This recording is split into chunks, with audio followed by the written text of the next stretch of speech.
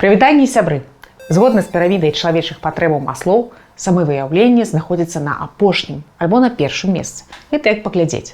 З аднаго боку, памкненне да разумення сэнсу жыцця, да мастацтва – самая выкшталцоная, самая высокадухоўная праява чалавека. Але з другога боку, дайсці да яе можна толькі, як забяспечыш сябе іншымі, куды больш базавымі патрэбамі. Сон, ежа, бяспека, павага ў грамадстве. Наруліць гэтыя базавыя патрэбы большасці беларусаў заўсёды было амаль немагчыма.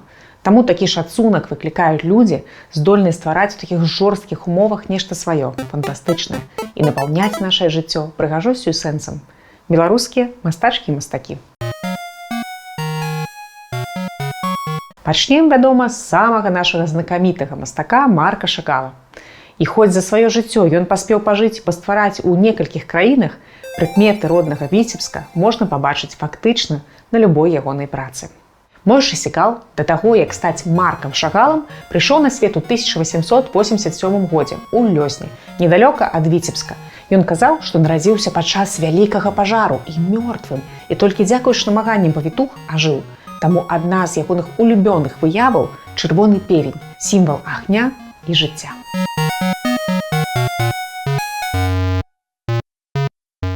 Лёс робіць нечаканы паварот, і Шагал атрымлівае пасаду ўпаўнаважнага камісара па справах мастацтва Віцебскай губерні.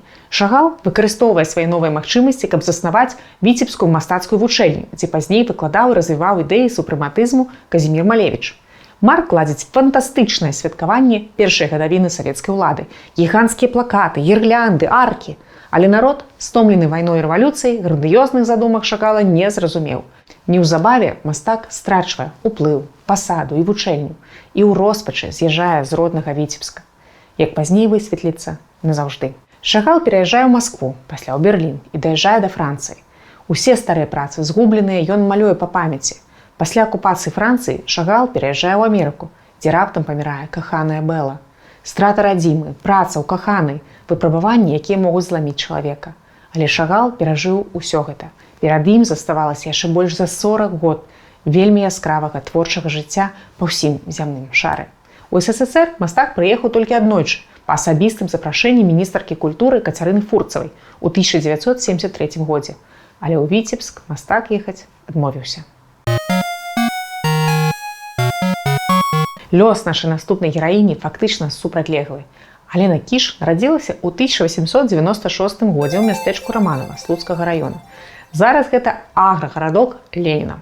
У яе не было прафесійнай мастацкай адукацыі, яна ніколі не выязджала з Беларусі і ўсяму навучылася і ўсё прыдумляла сама. Алена хадзіла з вёскі ў вёску і малявала дываны па замове. За грошы, за харчы, за прытулак. Выглядаў працоўны працэс так. Алена прыбівала грубае палатно да падлогі, набірала ў рот вады, апрысквала палатно і пачынала маляваць. Якасных фарбаў у яе не было, таму з цягам часу яе малюнкі пачалі асыпацца на ложкі і канапы, над которымі іх звычайна вешалі. Маляванка сталася адной з першых у нашай краіне з'яў масавай культуры. 100 год таму усе хацелі упрыгожыць свой дом нечым такім экзатычным, каляровым і радасным. У Алены Кіш былі 3 асноўныя сюжэты: ліст да каханага, дзева на водах і рай. Асабліва актуальнымі гэтыя тэмы сталі падчас вайны. Жыццё навокал было крывавым, бязлітасным і зусім безрадасным. Унікальныя творы Алены давалі суцяшэнне і надзею. Яна тады жыла ў Грозава, у малодшай сястры, вакол которой гуртавалася і ўся сям'я Кіш. У пасляваенны час попыт на маляванкі ўпаў. Іх выціснулі шпалеры і дываны фабрычнай вытворчасці. А людзі сталі называць Алену гультайкай. Маўляў, чаму мы тут усе па каўгасах, а гэтая малюе райскіх птушачак. У 1949 годзе ва ўзросце 60 гадоў яна ці то выпадкова, ці то наўмысна утапілася ў рацэ. Пахавалі Алену на мясцовых могілках. Над магільняй мастачкі праца мастака Владзіміра Ламейка. Бетонны човен, падобны да тых, што малявала сама Алена. Пра вясковую мастачку усе б забыліся. Але праз 30 год пасля яе смерці адбылося неверагоднае. Слухайце. Хлопчык уладзе шмат ездзіў да бабулі ў вёску на Случыну і быў зачараваны разнакаляровымі дыванамі, якія бачыў у хатах знаёмых. Калі праз пару год ягоныя цётачкі рыхтавалі яму падарунак на вяселле, юнак папрасіў падарыць яму колькі дываноў. Цётачкі паціснулі плячыма, хадзілі па хлявах і сутарынях і нашкрэблі дзіваку некалькі дываноў. Так і пачалася калекцыя мастака Уладзіміра Басалыгі. Назбіраўшы 13 дываноў, ён прапанаваў іх слуцкаму краязнаўчаму музею, але той не пабачыў іх каштоўнасці. Затое Заслаўскі музей з радасцю прыняў. Можаце там пабачыць іх і сёння. Дыванамі маляванымі таксама займаўся і Язэп Нарцызавіч Драздовіч, беларускі Леанарда да Вінчы. Мастак, скульптар, паэт, драматург, астраном, археолог, этнолог і філосаф. Нарадзіўся ў 1888 годзе на хутары на Віцебшчыне, у сям'і збяднелага шляхціча. У 18 гадоў паступіў у мастацкую школу вядомага віленскага мастака Івана Трутнева. У Вільні акурат набірае хаду беларускае нацыянальнае адраджэнне. Язэп аздабляе вокладку першага беларускага календара на 1910 год, выдадзенага нашай Нівай. Падчас Першай сусветнай вайны ён служыў у запасным батальёне і перахварэў на тыф. Жахі вайны назаўжды адхілілі яго ад мілітарызму. Пасля вайны ён выкладаў усё на свеце, ад малявання да батанікі, працаваў ілюстратарам кніг і дэкаратарам у тэатры, а таксама праводзіў археалагічныя раскопкі.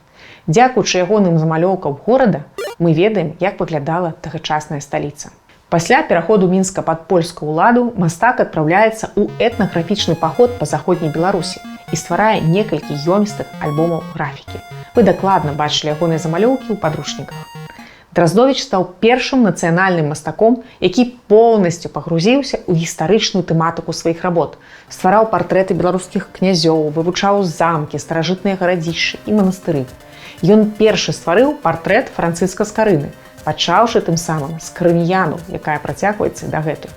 Ён вандраваў ад вёскі да вёскі і для хлеба, як і Алена Кіш, маляваў людзям вясёлыя дываны. Вы не знойдзеце двух аднолькавых. У адрозненне ад іншых мастакоў ён заўсёды пакідаў на іх аўтограф. Па-за фантастычнымі кветкамі і жывёламі Драздовіч вандраваў у сваіх творах і ў космас. Стварыў мастацкую серыю, прысвечаную Марсу, Сатурну і Месяцу. А за вакном людзі, між тым, будавалі камунізм.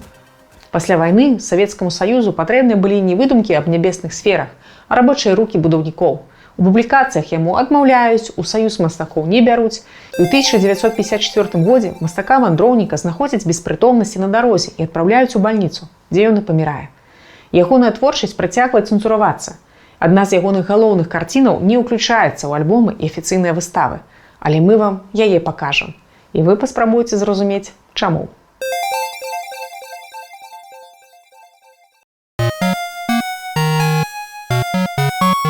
Наша апошняя гераіня Надзея Хадасевіч, якая нарадзілася ў 1904 годзе ў вёсцы ў Віцебскай губерні. Надзея з дзяцінства не любіла капаць бульбу і верыла, што некалі будзе ствараць у Парыжы. Яна ўвесь час збягала з хаты, бацькі нават выклікалі варажбітку. У 1919 годзе Надзя збегла канчаткова, каб паступіць у дзяржаўныя вольныя майстэрні СВОМАС, дзе выкладалі супрэматызм Казіміра Малевіча. І Надзея захапляецца новым спосабам успрыняцця свету. Хутка Хадасевіч пераязджае ў Варшаву, дзе яе без іспытаў прымаюць у Варшаўскую акадэмію мастацтваў. Яна жыве ў манастырскім прытулку, зарабляе шыццём дамскіх капелюшоў. У акадэміі знаёміцца з мастаком Станіславам Грабоўскім, сынам кансерватыўнага, заможнага польскага чыноўніка. Нягледзячы на пратэсты бацькоў, прагрэсіўная пара бярэ шлюб. Кажуць, што на раніцу пасля шлюбу Стасу пакаёўка прынесла срэбны паднос з кавай і гарачымі булачкамі, а Надзі на драўляным падносе бульбу з гарбатай. Маладзёны ўцякаюць у Парыж. Надзя стажыруецца ў акадэміі сучаснага мастацтва, якую ўзначаліў яе кумір Фернан Лежэ. Праз 4 месяцы яе працы ўзялі на выставу. Аднак княгіня пажадала набыць яе працу для сваёй калекцыі і запыталася пра цану. Вучнёўскія працы тады каштавалі ля 50 франкаў, але Надзя ўвогуле не верыла, што ёй нехта можа прапанаваць грошы і пажартавала: «Перадайце княгіні, што моя праца каштуе 5000». Хутка Надзея атрымала аб'ёмістую каперту з грашыма. Магчыма, гэта і спрычынілася да таго, што з мужам пачаліся праблемы. Надзея лічылася больш таленавітай. Неўзабаве пасля нараджэння дзіцяці пара разыходзіцца. У роспачы Надзя просіцца пакаёўкай да гаспадыні пансіёна, дзе яна жыве. Яе жыццё выглядае так: пад'ём о 5 раніцы, абслугоўванне 3-павярховага гатэля, дагляданне малой дачкі і 2 разы на тыдзень вучоба ў Льжэ. Канешне, уласная творчасць паначох. Сям'я малога мужа вырашыла матэрыяльна падтрымаць Надзю і яе дачку. А мастачка вырашыла ўкласці гэтыя грошы ў выданне мастацкага авангарднага часопіса. Сам Льжэ рабіў вокладку першага нумару. Падчас другой сусветнай вайны Надзея Хадасевіч днём выкладала ў акадэміі, а ўначы па горадзе расклейвала ўлёткі. Яна была актыўнай удзельніцай французскага супраціву. Ва ўзросце 70 гадоў Фернан Леже заўдавеў, і новай ягонай жонкай стала Надзея. Пражылі яны разам усяго 3 гады да смерці Леже. Надзея бясконца працуе над сваімі мазаічнымі партрэтамі, знаходзіць час на асветніцкую дзейнасць, а таксама наладжванне кантактаў паміж Францыяй і СССР. Яна арганізоўвае некалькі музеяў з мастацкім наследдзем мужа. На адкрыцці аднаго з іх прысутнічаюць Пікасо і Шагал. З Шагалам Надзея была знаёмая, але той недалюбліваў яе за камуністычныя погляды. У 1956 годзе яна арганізуе выставу Пікасо ў Маскве. Аб тым ніхто і тады падумаць не мог. Усяго 3 гады са дня смерці Сталіна, і гэта быў першы кантакт савецкага чалавека з авангардам. Надзея падарыла шмат карцін гарадку свайго юнацтва, Зэмбіну, пад Барысавым, але большасць працаў скралі або згубілі. Надзея Хадасевіч прыклад таго, што жыццё можа быць бясконцай супрацьлегласцю. Можна нарадзіцца ў поўнай галечы, а памерці мільянеркай. Можна быць адданай камуністкай і адначасова авангарднай мастачкай. Можна жыць у шыкоўных апартаментах і маляваць пры гэтым партрэты Сталіна. Можна ствараць самой і прасоўваць мастацтва іншых. Звычайна, яе імя прыгадваюць у сувязі з ейным шлюбам з Фернаном Леже, хаця яны былі жанатыя толькі 3 гады. Але зараз вы ведаеце, што Надзея Хадасевіч не дарма ў нашым спісе выбітных творцаў. Гэта быў мегахуткі і вельмі павярхоўны агляд класнага беларускага мастацтва мінулага. Вы б ведалі, колькі твораў беларускія мастачкі і мастакі ствараюць зараз. З вами быў адукацыйны курс ад платформы «Васьміног». Мы вельмі любім беларускую культуру і нашых гледачоў.